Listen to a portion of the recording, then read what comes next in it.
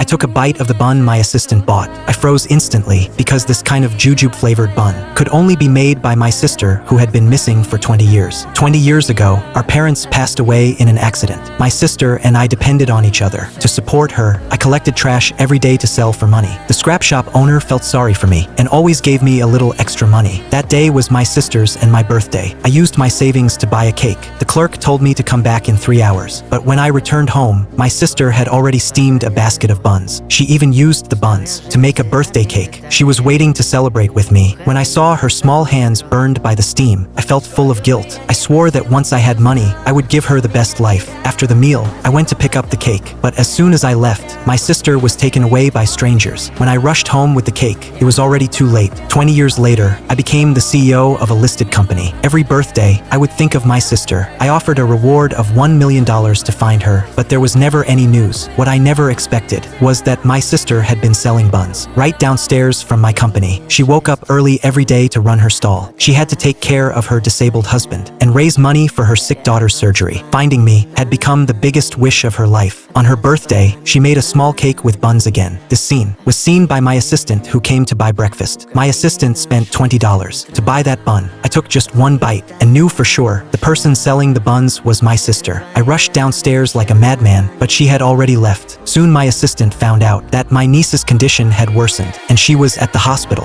I immediately rushed there, but learned that my sister had just been taken away by a rich young man. Turned out, her adoptive father loved gambling. To pay his debts, he sold her to the rich young man. My sister refused, so the man threatened her husband and daughter. I asked my assistant to investigate him, only to discover that he was a manager in one of my company's branches. I immediately took people there. The moment I walked in, I saw him arrogantly bullying my sister, and the scar on her neck, left from childhood, made me certain in an instant this was the sister I had searched for 20 years. I rushed forward and held her tightly. This time, everyone who had bullied my sister would face the consequences.